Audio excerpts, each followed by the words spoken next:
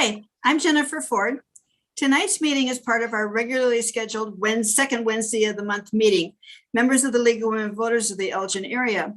With the advent of COVA, we sort of went to Zoom, and then it turned out when we realized that we could do YouTube, maybe that was an opportunity to do a wider presentation of these programs with others.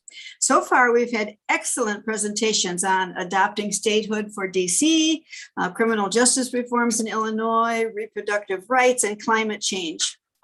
But even among our own memberships, not everyone understands what Women on the Brink does. So this is our attempt to show you who we are, and hopefully to let you know how you too can be a part of the solution for women living on the brink of poverty. All of these programs that I've mentioned were recorded and are still available on YouTube at the League of Women Voters Elgin Area site. The League is an advocacy organization, but for those of you who may be first-time viewers, a reminder that the League of Women Voters and therefore Women on the Brink are non-partisan organizations. We support issues. We do not support candidates or parties. So I think we should begin at the beginning. How did Women on the Brink get started? I'm going to introduce you to a founding member, Nancy Burnage. Oh, hi. Hi. Ready? All right. I am a member of the League. My check is in the mail, by the way. And I'm also been part of the YMCA for a long time. That's how I got involved in with Women on the Brink. Before I start telling you about how Women on the Brink got started, I want to thank the League of Women Voters. In particular, I want to thank you, Jennifer Ford, for having this program to tell people about Women on the Brink. And I want to thank you also, Jennifer, for stepping in and sharing with Women on the Brink and for keeping us going at a very difficult time. So we really needed your remarkable skills and leadership. And I thank you. And I thank the League of Women Voters for hosting this meeting and for your important role in getting Women on the Brink started and your continuing role. So here we are in 2021, 7 years down the road from the beginnings of Women on the Brink in that year, in 2014. There are about four main causes or reasons to explain how Women on the Brink got started. The first is a book called The Shriver Report, A Woman's Nation Pushes Back from the Brink by Maria Shriver and the Center for American Progress. The second way it got started was, the second one is a woman named Myra Becker, who was a force for good in Elgin for many years. The third cause is you, the League of Women Voters. And the fourth is the powerful women's organizations and the women who joined with the League to become the founding sponsors of this new coalition designed to address why so many Elgin women and children are living in poverty, and also to address what some of us other women can do about it. Let's start with the book. This book, it's probably backwards, but anyway, it's called The Shriver Report, and it's called A Woman's Nation Pushes Back from the Brink. It's a study by Maria Shriver and the Center for American Progress. When Jennifer asked me to tell about how this got started, how Women on the Brink got started, I started trying to remember exactly how and when I heard about the book. And I thought I knew, excuse me, I lost my place. I thought I knew what happened, but I couldn't remember specifically. And then by chance, as I was sorting and tossing, some of you may be familiar with that activity, I ran across a note in a notebook about listening to NPR. Just as I thought, It was good old NPR. And I'll show you the note that I ripped out of my notebook. And it says, January 2014 note, shriverreport.org, 42 million women on the brink, 28 children in their care. 28 million children. The Shriver Report on Women in Poverty, free download. So guess what? I started downloading and I started reading. And what happened next, if I don't lose my place, well, I was shocked by some of the information in this book. And of course I knew about poverty, but I didn't know all these statistics and what an impact and how pervasive poverty was for women and children in this country. So I started thinking about, immediately, I started thinking, I have to talk to Myra Becker about this. I knew this wonderful friend would know what to do with the report. And of course, Myra figured it out, what had to be done. Take it to the League of Women Voters. So that's what happened. Myra proposed at the next League program planning meeting that women in poverty should be one of the League program goals. And of course, the League adopted it and became the founding organization. Myra's leadership was crucial in all the next steps that it took to form the coalition that became Women on the Brink. She knew who to enlist to be part of this, which people we needed, and which organizations. And as many of you know, I don't think anyone ever said no to Myra Becker. So once she decided something needed to be done, it got done. Myra took care of step 4, which was getting the women and the organizations together to form this coalition. One of the first people she called was Jennifer Ford, by the way, to see if Jennifer and the library would be a partner in getting the coalition going. And of course, Jennifer and the library said yes. She also enlisted Julia McClendon and the YWCA, Shirley Mae Burns, AAUW, Ziggy Cisneros with the League, of course. And these powerful women's groups became the founding sponsors of what became Women on the Brink.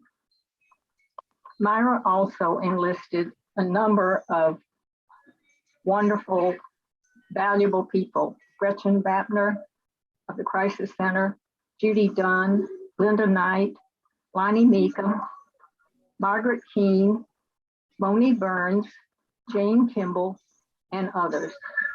Altogether, there were about 20 women who started gathering in Myra's kitchen, sitting around the kitchen table.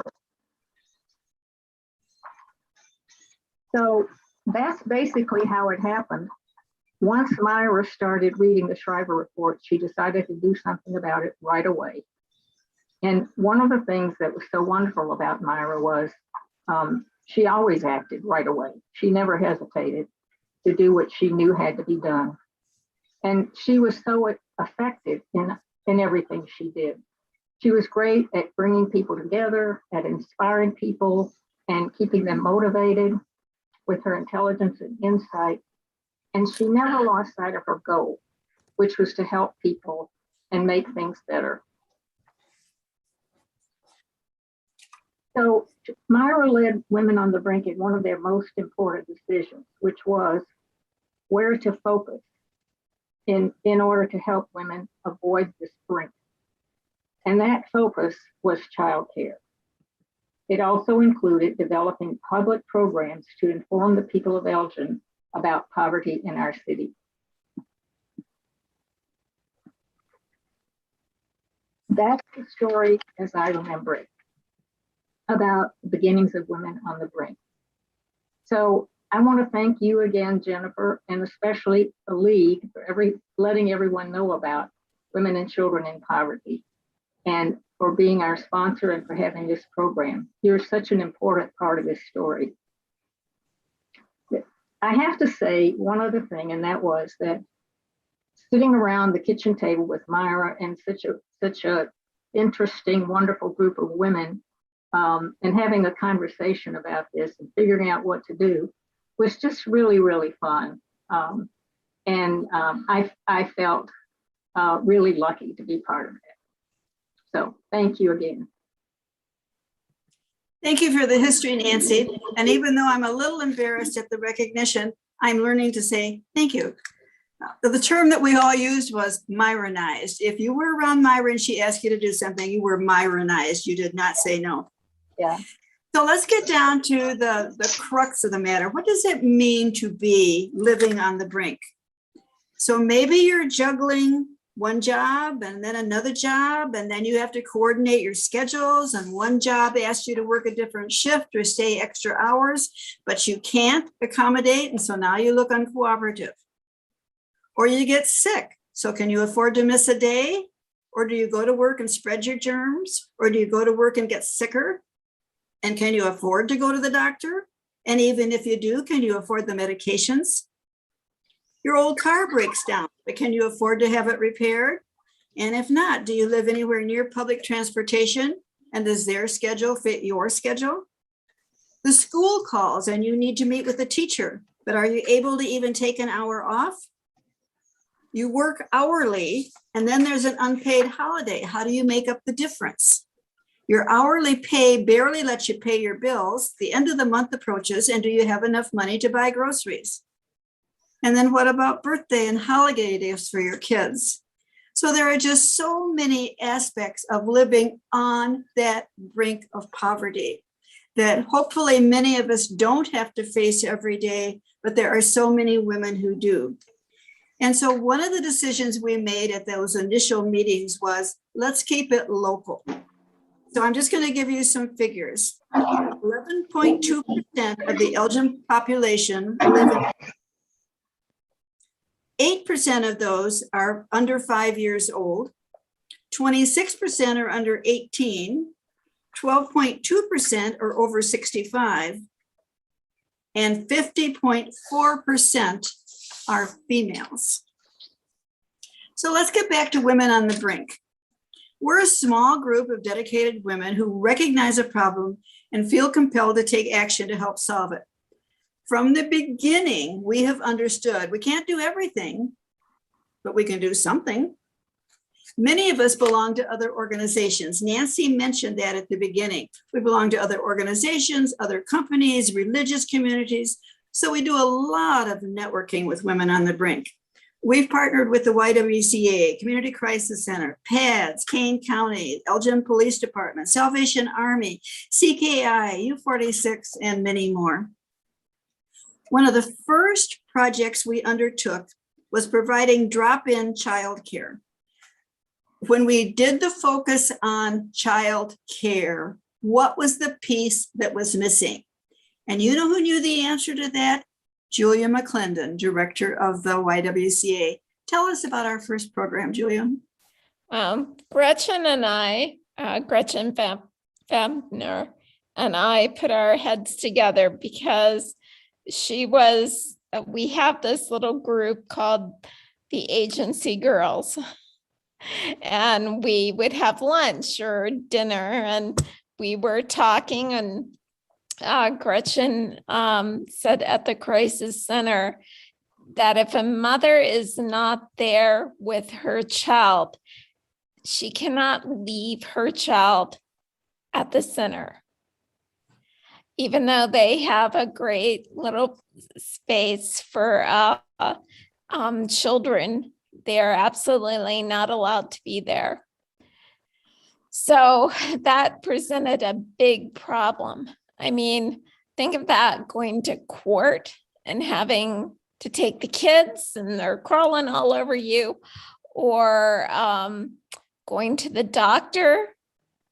And that's not always very nice to have the kids there if it's for yourself. And going to just going for a job interview. Let me tell you, I know a lot of you are in hiring positions or have been at times in your life, and it wouldn't be easy to see a kid crawling all over the mom while the mom is trying to interview. And that takes her out of the market. It just basically takes her out of the market. And I thought, Gretchen, I've got that big old building, that building that I am cursing the elevator project right now, but I love it in many ways because we were able to take our pool area and make it into a big multi-purpose room. And we have a licensed daycare center, but we're not allowed to because of our licensing standards mandated by the state, we're not allowed to have children in there that aren't registered to be in the program. They have to be, we would lose our license. So, but we didn't think it was very safe to leave children with just anybody. And we know that there are some nice volunteers out there, but we'd have to background check them. And that was something that we didn't have any source to pay for. And so we got to thinking, and at the same time, our family literacy program decided to make 1/3 of the Elgin room into this really neat space for kids, for their children while their parents were in school. And there were absolutely nobody using that space from May until sometime in September at that time. And so it became a drop-in space. And we would have the mothers come down with the children a day or two before they needed to go for an appointment, and let them, bring the kids down, make sure that, they felt safe. And as usual, I don't know what it is about that building, but kids love it. And as usual, kids did not want to go home, and they would beg their moms to stay. And they would stay up there for a while. And toys are toys. Toys are easily replaceable. And you know what? Kids aren't.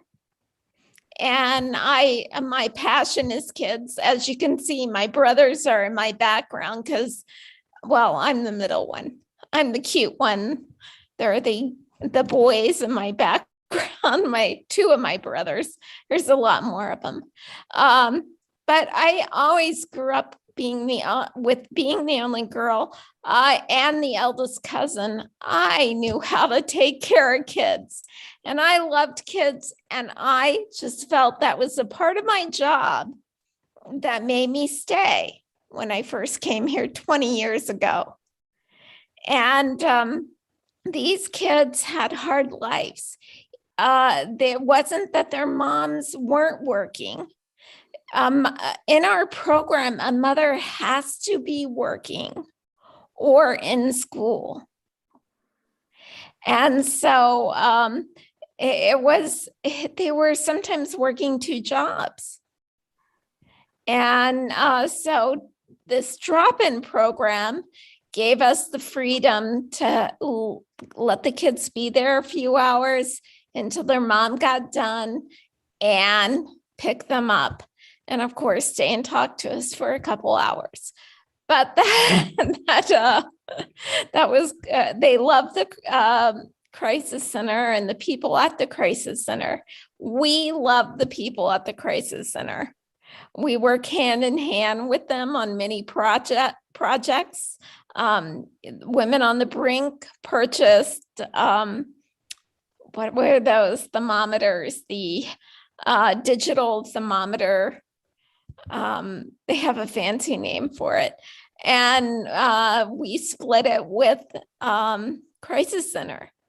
We were able to get some PPE supplies. We split it with the Crisis Center. They had diapers. They brought them down to us because, see, we weren't open during the pandemic, but we were open. Our staff worked so hard calling people to help people and take them diapers and all kinds of stuff. And Women on the Brink was one of the organizations that came to our aid every single time. I mean, I think those ladies know I'm pretty dedicated to them because I've never met so many wonderful volunteers and learned so much about our community. I love the program. We ran it for 2 summers. However, building usage changes, and we weren't able to do it quite the next summer. And we didn't have the shelter doesn't always have 30 kids, and they might have only 5. And that varied, and we just helped out whenever we could from them. If they were to call us today, we would find a way to help them out as they do us. I mean, they help us out equally. I guess that is my favorite project because my kids were in good, not my real kids are adults, but my adopted kids, I always were right there. And even the mothers in the shelter, it made my heart feel good to know that, believe me, I wasn't watching the kids. Only because my board wouldn't let me. And that's a big joke on this film because there's a lot of people on my board who are watching now. No, I just, we just had people that needed to do something. And we had the space and the help. I'd like to see some other program like that continue. However, it's really hard when, the past year, you guys know what it's been like. You've lived through it too. I have to give Jennifer a lot of credit for keeping things going after Myra passed and keeping us together. And Nancy urging me, aren't you going to the meeting tonight? I'm the only person that likes Zoom meetings, I think, because I go to them. There's just so many wonderful things and so many scary things that are out there. I mean, during the pandemic, feminine hygiene products were a problem. Our girls who were in our teen program, some of them, and they're all gone from there now, so nobody can identify them. But they would call and need something, and they couldn't get out of the house. It was scary when you heard the word shelter in. And that was very scary. And we have a lot of trauma with our children from that. I think other programs we did, I had as much fun buying a basket of things, cleaning products for a mother moving into a new home with Friendship House. And we've just done like the teen gift card program for teen mothers. Now, you guys might think this was a little crazy, but these great minds that I got to sit in this meeting with kept, I was kind of listening and I was thinking, that's very true. Nobody hardly ever gets the mom a gift. And so we took some time and got some gift cards, and we're lucky enough to work with the rabbi to get a good deal on them. And we gave out 30 gift cards, or maybe it was more. Jennifer keeps track of that. I don't like to do that. They've done so many wonderful things. And sometimes it's just saying, hey, it's time to get on the ball here and do something. And that's what we did. It was early last year. And we decided that we're going to have a program, and Jennifer's going to tell you about it. And I can't tell you the goodness and the amount of volunteer spirit, and my computer keeps sliding, sorry. The amount of volunteer spirit that we have working for women. And we're all women. If we don't fight for each other, then what's going to happen, huh? I mean, we'll be ruled. Let's keep doing things for women to make them stronger. All right, I'll be quiet now, Jennifer. She's like sighing happily. No, I'm thrilled to hear you talking. Julia and I think so much alike that some of the things she's talked about, I'm going to swing back to later. But what I really wanted to hear was this beginning project. Here we were, 20 ladies, all wanting to do good, all seeing this huge need for these moms and going, oh, where do you begin?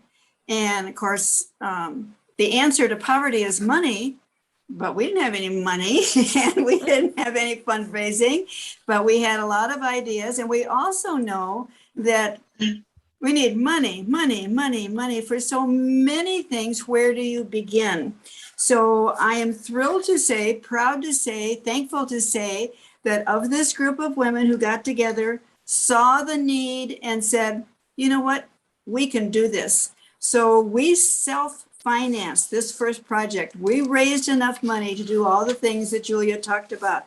And thank goodness we have Julia at the Y. Thank goodness we had Gretchen at the Crisis Center. Sometimes you need the right people with the right heart, with the right organization, with the right timing. Everything had to work at the right time. Now, the good thing is it worked. And so that made us think, well, if we can do that, maybe we can do something else. So it kind of spurred us on to do more and more. So one of the missions that we thought Women on the Brink should do is an education piece.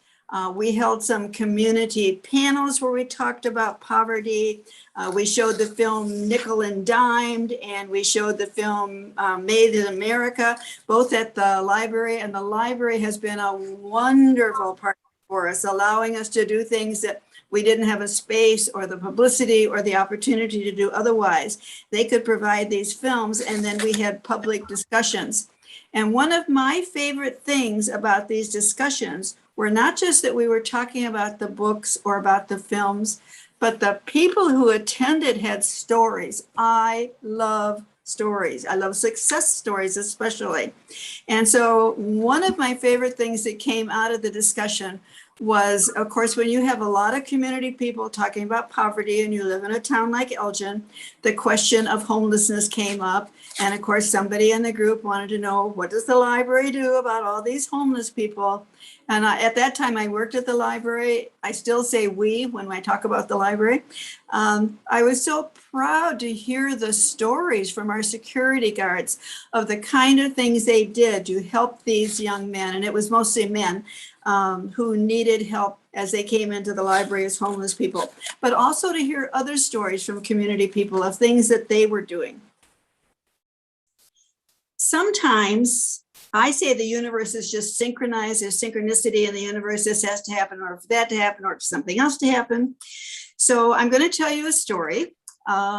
This was in one of our really, really cold winters, 3 years ago? It was January. We were looking for other things that Women on the Brink could take on. And I said, I know that I personally don't ever get a chance to talk to these women, these moms. I know about them. I know the numbers. I know people who work with them. I don't know these women. So when the library put on a big open house for daycare centers to come and childcare centers to come into the library in the big Meadows room, and there must have been, I'm guessing, 25, 30 different childcare organizations, I kind of invited myself, taking advantage of the fact that of my connection with the library. And I set up a Women on the Brink booth thinking, I wonder if any of these women are willing to talk to me. Well, as it turned out, I had the totally wrong audience. These are not mothers who were on the brink. These were women who already were looking for childcare. So I thought, well, rather than just waste my time, I'm just going to walk around and talk to some of these childcare agency workers and see, what do you need from an organization like us? Here we are, we want to help.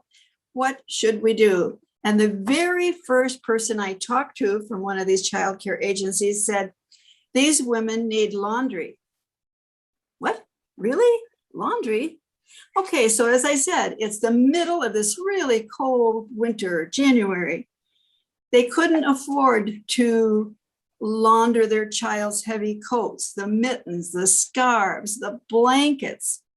So, okay, I went back to the next Women on the Brink meeting saying, we should do something about this. Maybe we could do something about laundry. And oh my goodness, synchronicity in the universe. Amber Peters from Elgin Partnership for Early Learning, who's been one of our partners from the very beginning, was attending a conference dealing with the same issue. Julia, can you talk about it? Well, as Amber is a force of nature, and we adore her. She's housed in our facility. She started a program, and the laundry cards became important to it because it was taking reading material and reading to children while they were waiting for their moms to finish their laundry. And it has been so successful. And I was going to call Amber today, but the bus seemed to be more important, and get the name of the award that Apple won for this program. And it's teaching, it was a literacy award. And also the moms were getting clean clothes. And, that's so important, because that one reason some children may be going to school and not smelling as nice is because our moms can't afford to do laundry. What was it? How much a load was it, Jennifer? So I think it turned out to be, by the time you do the laundry and you do the drying and everything, you're talking almost $10 a load. And so I'm going to give you some more details on that after we finish talking about Amber. I think what happened, Julia, so between the two of us, let's see if we can put this story together. Okay. I think Amber was at a conference, and this has now become a national movement, literacy yes. and laundry. And so they have discovered that you can combine those two needs and be really successful all across the country. So if you don't mind, I'm going to talk a little bit about what we did, because of course it's all about us. So locally, we partnered with JetX Express. It's a laundromat on Dundee Avenue. And Jim Cowan was the manager there. And as Amber began to set up these programs, and as I began talking with Jim and telling him what we wanted to do, my goodness, the heart of this man. And he said, listen, so we were thinking the card should probably be $30. That would give them enough to take the onus off of going and doing laundry. And Jim said, you pay us the $30 and I'll give you $35 cards. So for every $30 we spent, Jim gave us the extra $5. And this adds up in a hurry. And what you can do with these cards is you can use it for your washer, for your dryer, for your cleaning products, for pop for your children. We didn't tell them that part, but they learned that in a hurry. And he was just so generous with us and kept working with us. But then I'm going to tell you one of my favorite stories. So in the process of doing all of this, we worked with the U46 program More at 4, which is dealing with 4-year-olds. And it turns out that many of their families needed this particular service. And we loved working with their staff, and everything about it just seemed to gel. And so Amber had set up a program where these families could go to Jet Express on this particular evening. And I've lost her name. Oh, Madeline Villalobos was going to read stories to the children. And then, did you know how many different games, how many learning things you can do at a laundromat? So here you have these moms with their children. Well, why don't we learn how to fold the washcloths? And by the way, let's count. How many washcloths do we have? Oh, how many blue bath towels do we have? We can learn colors, we can learn numbers, we can learn skills. And then at the end of it, it just turned out, we were kind of going to have a raffle, but it turned out that I had enough cards with me and there were just the right number of families there that everybody who came that night got a free laundry card. And it just made my heart soar. I mean, to watch these kids, they were having so much fun and the moms were so thrilled. And it just took the onus off so much that I just loved this program. And then was so glad to hear that it grew and grew and that Amber won an award. I'm going to change topics a little bit. I've always described Elgin as a town of volunteers. You name a problem and people will try to solve it. There's an organization that acts as an umbrella of, I'm making a guess here, 40 social service agencies in Elgin and organizations. It's called Caring for the Underserved. And each agency has carved out its niche of what needs to be done. So just as Julia said at the beginning, when we decided we needed to concentrate on childcare, and then we needed to concentrate on laundry cards, and then later on we decided on some other things, each of these agencies has figured out the problem that they try to solve. Healthcare, childcare, mental health, immigration and citizenship, eye care, transportation, English as a second language, housing, you name it. Each organization shares its programs with all the others at their monthly meetings.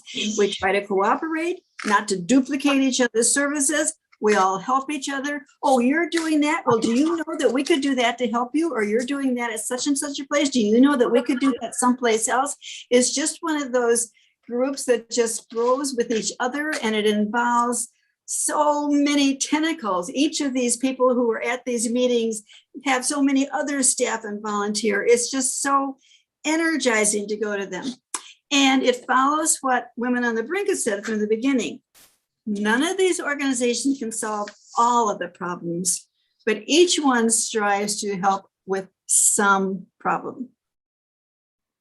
So after the first year of Women on the Brink, and we've had this pretty successful program of a drop-in, and we were kind of proud of ourselves to think that we had worked with the legality of it, we had worked with the staffing of it, we had worked with the financing of it, and it worked. It helped these moms and it helped these children, and it worked. But we go, okay, so now what? So we scheduled a full day strategic planning workshop. Now let's set our mission, our vision, our goals, our priorities, you know, all that. You've been to those meetings. Okay, all fine and dandy. And then guess what? Along came COVID. And we just had to completely change where we went. We had to deal with what we did best, which is what we thought was dealing with immediate needs for individuals and organizations. No way we could plan ahead because we didn't know what was coming. Nobody knew what was coming, but we knew when the problems arrived. And so Julia has already mentioned something. When the Y and the Crisis Center needed to at least partially open, they needed those touchless thermometers. Okay, so who knew anything about touchless thermometers? But Julia found a source. We were able to put money in, and the crisis center and the Y was able to buy them, and they were able to open to an extent. And then Julia talked about the run on women's hygiene products. Who knew that some of the local distribution centers, places where you could ordinarily go and get groceries and products, all of a sudden there was a run on women's hygiene products. And so we needed to do something there. There were places in town, a lot of places that were collecting diapers, but all of a sudden there was just this shortage of diapers and something needed to be done. So we stepped up to the fore. I want to tell you some of these projects were work and some of them were helpful, but some of them were just plain fun. So I'm going to give you another example from the YW. Julia said that because of the new restrictions, and keep in mind, gosh, a year ago seems like forever, doesn't it, when COVID started? But we didn't know what we were doing. Everybody was just winging it. How can we possibly make this work? And one of the things that Julia said was, you know what? We've got to take the kids outside. They've got to have things they can do.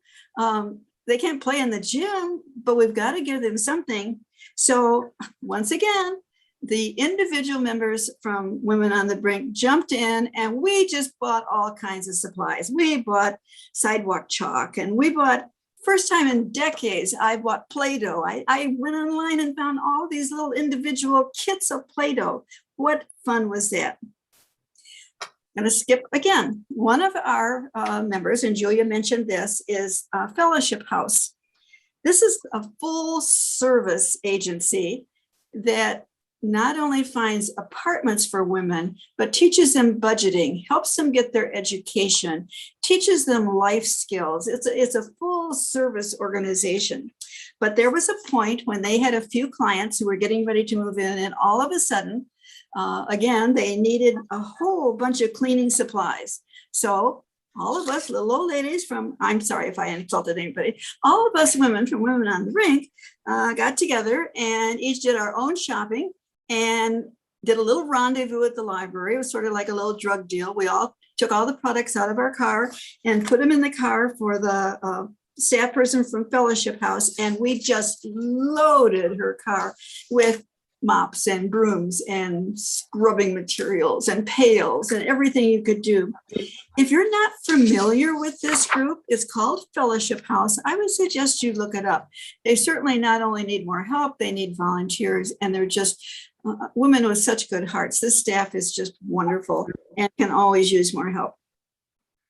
So then Julia also talked about this fall, you know, the holidays are a time when we think kids, and so many places have toy drives. Thank goodness. I'm not complaining about it. Thank goodness they have toy drives and they have food drives and they have things to help people through the holidays.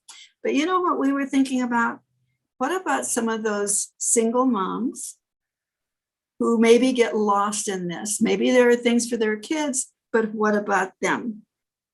And so we ended up working with Maggie Schroeder, Janine Manzer with Parents as Teachers, with Beth Kohler from More at 4, with Carla Jimenez with Project Access at U46. And together, as Julia said, we identified 30 women. And again, we self-financed gift cards for these women with the idea that they could get something for themselves and to show them how much we appreciated who they are. They're all attending the Dream Academy, and we just wanted them to know that they were not forgotten during the holidays. So speaking of self-funding, so how are we funded? Well, good question. When we have a project, for example, laundry cards, it's easy to go to several of the churches in town have been very generous with us. Township has been generous with us. We can go and say, this is what we want to do. We can tell them our story, and they have been generous in giving us money. But we're not a big agency. We don't have galas. We don't have big fundraisers. And that's not where we're going to go. We don't intend to have layers of staff. We don't intend to do differently than what we're doing. That doesn't mean that We don't need money. We have, I said at the very beginning, poverty is only solved with money, money, money, money. So where do we get money? So the Women on the Brink is not a 501c3, but we use the YWCA as our fiscal agent. So if you are so inclined, Julia, would you talk to people about how they could contribute to Women on the Brink?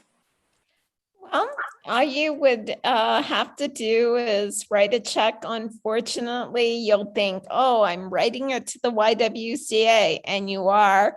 But in the memo line, you're writing women, WOTB. And that is Women on the Brink. And maybe it's for one of the special projects that you heard about, like you guys during that awful year of no school for the kids.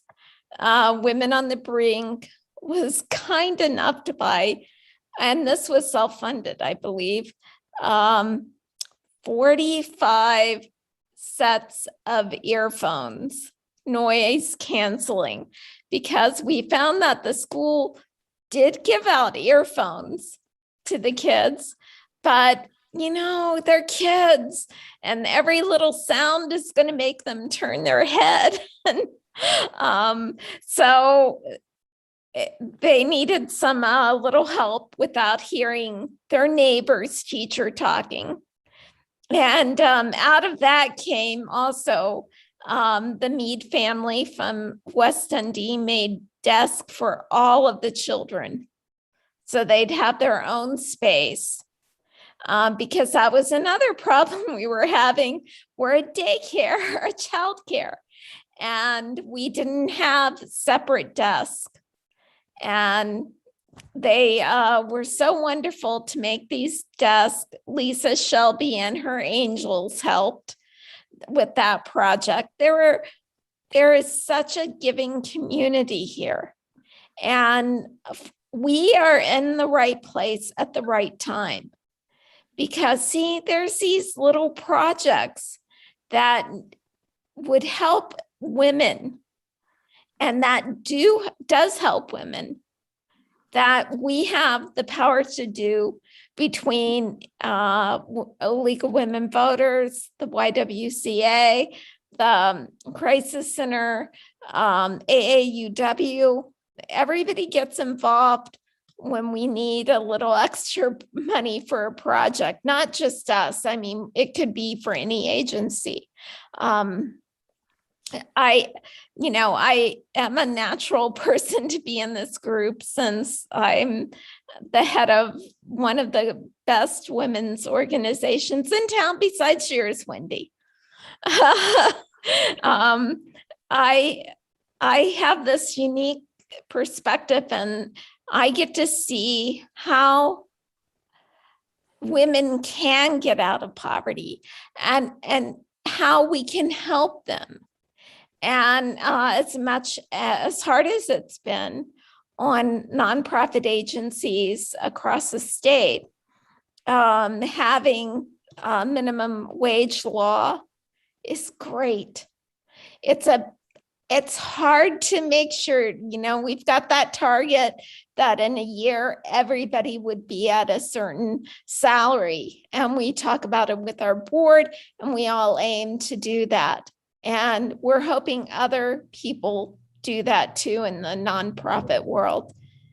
The other thing that is most important right now, and our agency is suffering at this point from it, but it's not a One Hope United. Every daycare in town has lost a lot of staff, and they don't necessarily feel comfortable working in an environment where they might be exposed to COVID.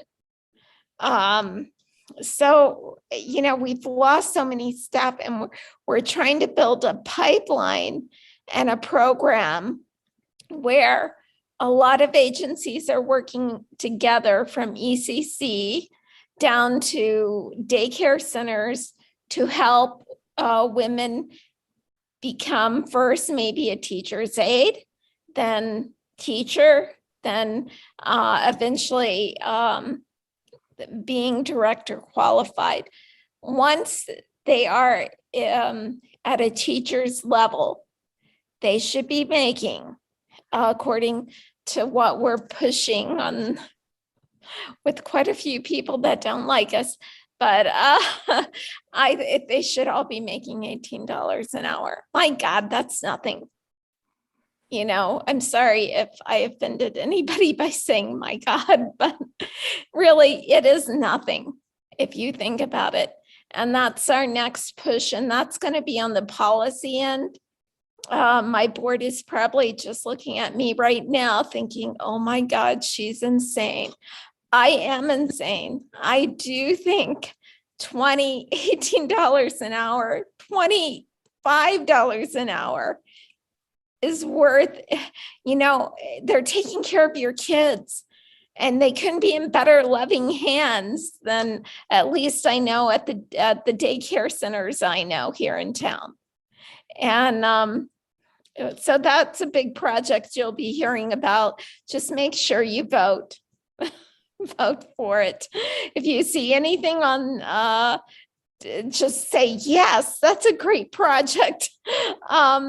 It will involve a lot of agencies because nobody does one thing alone. It takes all of us, just like Women on the Brink.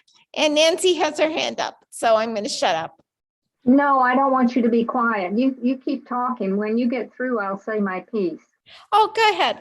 Go ahead. Because you're one of the people who, as you said, Julia, you get to see so much and you get to know so much because you see the wonderful women and families that come to the YWCA, and you know what they need. So you always need to be talking because you know what's what. I just wanted to say that one of the things about doing this report was, you know, I'm like, I've heard Jennifer say, you know, that because she's a librarian, she does this, that, and the other. Well, I was a teacher, and so I have to do this, that, and the other. And so, of course, I started rereading some of the Shriver report, and also this wonderful, the other organization that was part of the study, the Center for American Progress. And I have to tell you about that too. But what I wanted to say about the minimum wage, I don't know where I read it. It might not have been in the Shriver report, but the minimum wage was based on the food cost for a family in What's it, 64? Some year in the last century. And it was, you know, it was so minimum. The poverty line was like, you know, I don't know what it was, but it was ridiculous. And if the poverty line was based on inflation and everything else today, the same minimum wage that was declared back in 1953 or whenever it was would be around $50 an hour. Mm-hmm. So $18 an hour is nothing. And if you multiply the $8.75 by the number of hours, if you work an 8-hour a day, you know, 5 days a week, a 40-hour week, let's say, you don't come up with a lot of money. It's not a living wage. So, you know, $18 an hour, like you said, Julia, since I'm on your board, you got one vote. Really, $50 an hour would be the minimum wage. And I was just looking at that wage calculator today for around the country. I could put in my home in Huntington, West Virginia, and see what the minimum wage is for Huntington compared to here. I think it was $35.17 here. And I can guarantee you none of those moms make $35.17. And it's eye-opening. And many of our parents during the pandemic were what they call essential factory workers.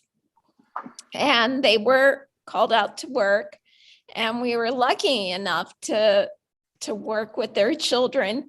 But I do have to tell you a really kind of funny story. There was the kids are not allowed in the gym because DHS and DCFS has said no, they'll get COVID in the gym. They'll sweat on each other. So we were making space for them. They weren't allowed in any parks or anything. So they were sitting out in the front using the chalk, making some beautiful pictures on our sidewalk. And this guy, we call him Mr. Clean. And he came out from the tattoo parlor, and he had his hands full of Nerf water products, guns. I hate saying that word, but water guns, and just started passing them out to the kids. And I think those kids had the best day in a long time. And it was like the first time you really saw them laughing and giggling. Again, we were very, it was a very fun day for us. And we've had lots of others fun days, but that one stuck out in my mind that, it was, he's watching the kids from next door at the tattoo parlor. And the tattoo parlor is top notch, and they are very nice, wonderful people. And they've helped us out many times with little things like picking up trash or just kind of silly things. But they're always respectful and have done a lot for our kids. And they really, they might be saying future clients, I don't know. But they are there for the kids, and we're most thankful for them. We were thankful for the Meads making the desk. Please stop by and see them as soon as we're allowed to. And we're very thankful for Lisa Shelby and her friends for bringing fresh fruit to the kids. And we wouldn't have a whole lot of money for budget if it was just what you got paid for daycare from the state. You would not have much to go on, but it's the community that makes it happen. They buy the extra for the kids, and thank you all. And that's why they have me in this group, just so that I can kind of be mean. I think I tell them sad stories all the time. And it's not just sad stories about our place. There are so many places in need. We have you in there, Julia, for your good heart and for all the stories you can tell us. I want to make two really quick announcements. And then, Julia, I want you to talk about something really important that's coming up from Women on the Brink. So I will invite everyone who is listening. Next month, we'll be here same time, same place, October 13th, 7 o'clock. The topic will be gun violence. Watch for details. Lois, do you want to tell us a quick announcement about Friday? And then Julia, I would like you to give us as much information as you can about this upcoming program. I wish I would have made a copy of that. Lois? Sure.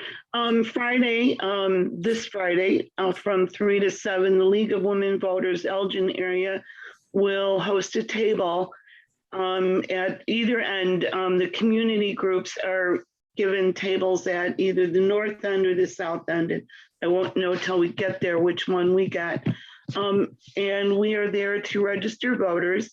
And we're also there to bring some awareness to the community about the League of Women Voters in the Elgin area and all the things that we do that help the community, that encourage voting and civic awareness.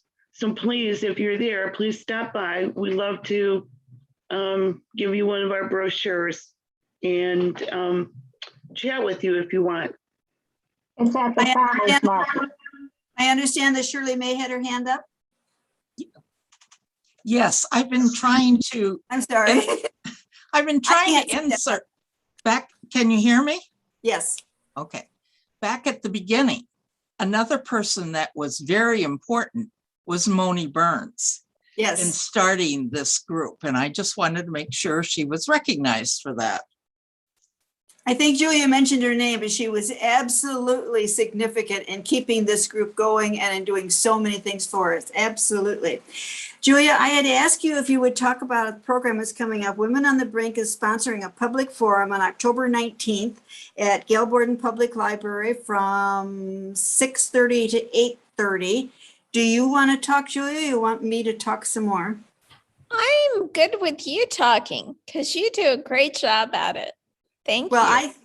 I happen to have it in front of me. So otherwise, I would let you. So Julia and Elgin Police Department and other people, Joanne Stingley, have been working on this, but I really want to invite everyone. I'm going to repeat the time, and you can find this on Women on the Brink link, on League of Women Voters link, on YW link, on AUW link.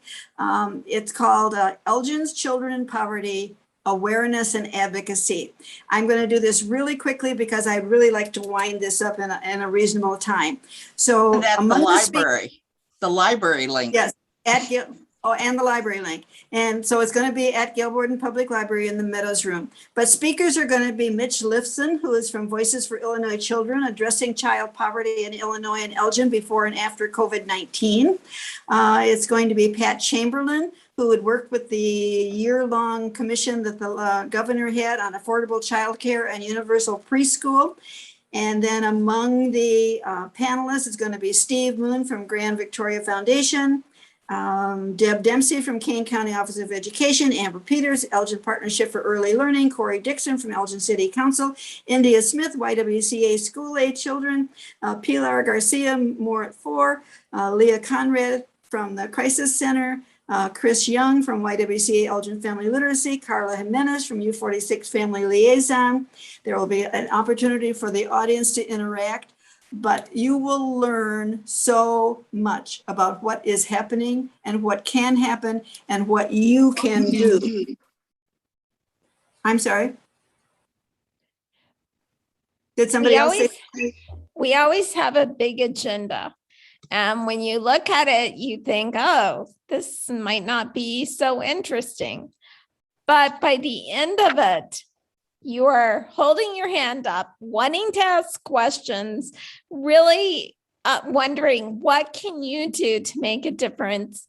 And I just want to say you first learn, and then you learn how to listen. And when you learn how to listen and hear the stories or see the pain on somebody's face, and not be afraid to say, everything okay today? And they'll usually tell you it's fine, but it's so important that they think somebody is caring about them. The mothers that we work with and all mothers. And then you take little action steps. And that's what Women on the Brink have done and made a true difference, is all the little action steps, buying the laundry cards, writing a small grant to get things done.